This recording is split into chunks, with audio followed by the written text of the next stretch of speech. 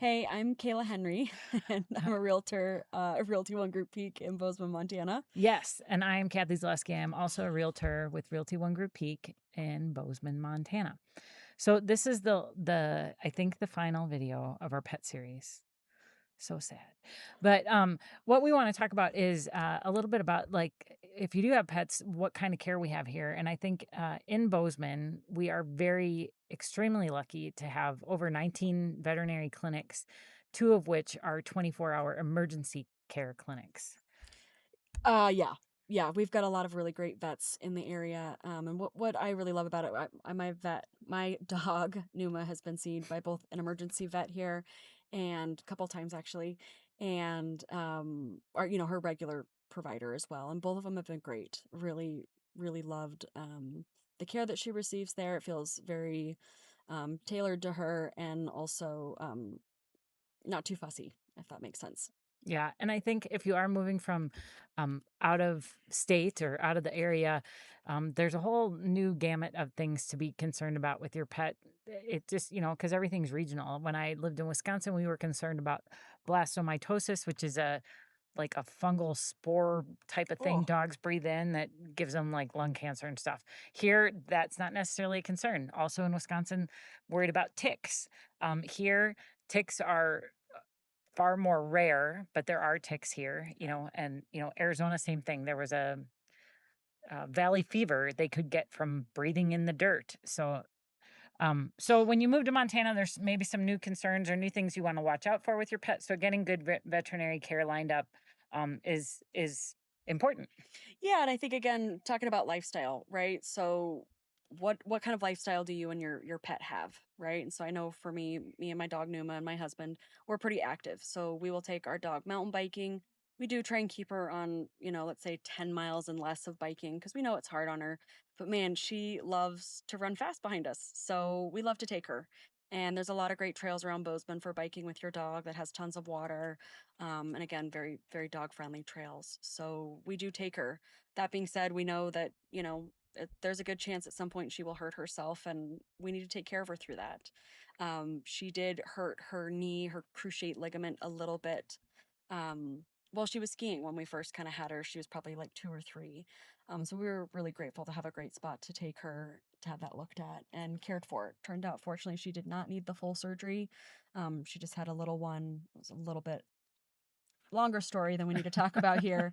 But it was still great to have that kind of care. And I know a dear friend of mine just lost her dog to cancer, and she was really happy with the full gambit of care that she was able to get him right here in Bozeman. Yeah. And so I do think, again, that can be really dependent on, I'm going to say how you care for your pet. And I don't want to say that with any sort of judgment, but I do think people also care for their pets in different ways. For some people, they're a member of the family and you'll go to the ends of the earth to care for them.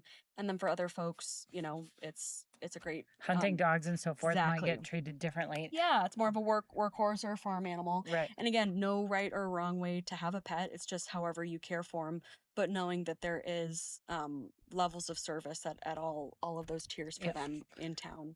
And I think, It's great. like you were saying, you guys take my dogs are a little not as quite energetic as Numa is, but the the dogs get into all the things that you're getting into. So they very often, if you're taking your dog hiking, you want to take booties because they'll end up with split or torn pads on their feet.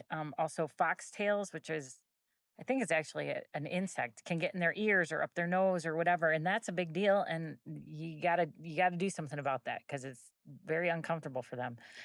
There's rattlesnakes in some areas Mhm. around here, so just keeping in mind, I know one of our colleagues at the office, he actually takes his dog for rattlesnake training where they get him close to a rattlesnake and train him that they don't want to mess with that. Yep. I personally haven't done that with my dog because she's not around a lot of bodies of water and we don't really recreate in those more desert areas around here. So again, really just whatever you're comfortable with and where you think you might be taking your pet. I know that we did get our dog vaccinated for some sort of waterborne fungus. Leptotosis. Yes, I Yep. think so. I can't totally remember what it was, and it was just once when she was a puppy. But our vet asked us, "Well, will she be drinking from random bodies of water?" And we were like, "Absolutely." Yeah. And so he recommended that, and that would have been something. She's my first dog, my first pet, so I would have had no idea, and I was really grateful that he, brought that to my attention and gave us the option to do those things. Yeah. So, And, again, with the rattlesnakes and different things that can happen when you're, even, porcupines, yeah. Oof. skunks. Which is why it's so great in a town this size that we have two different emergency vets. Mhm. Also, in terms of nutrition or healthcare for your animals, Bridger Animal Yes. Nutrition locally is really highly respected. The staff there are super knowledgeable.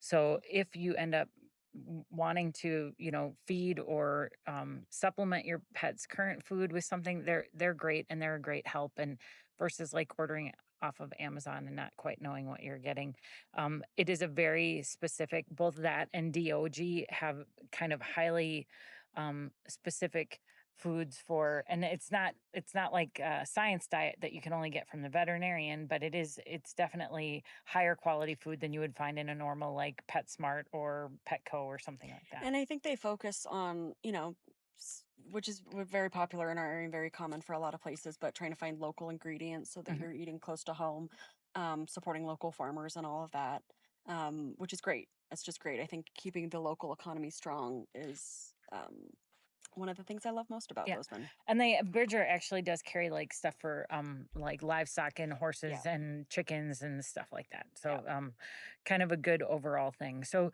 definitely Bozeman is a great place to come if your lifestyle includes a pet.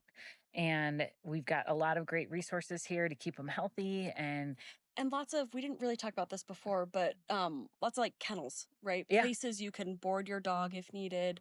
And I know Rover is very popular here where people can easily get dog sitters.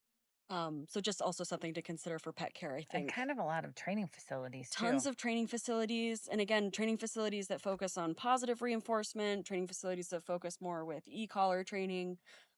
Truly tons of different resources for Mhm. the pet owner. Yep. So, Bozeman is pet friendly. mhm. So we appreciate you again watching our channel as always. Please subscribe and like our. If you want to contact us about finding a great place for you and your pets, we're happy to help you. Our names and phone numbers are all over. Thanks for tuning in. Yeah, thank you. Have a great day.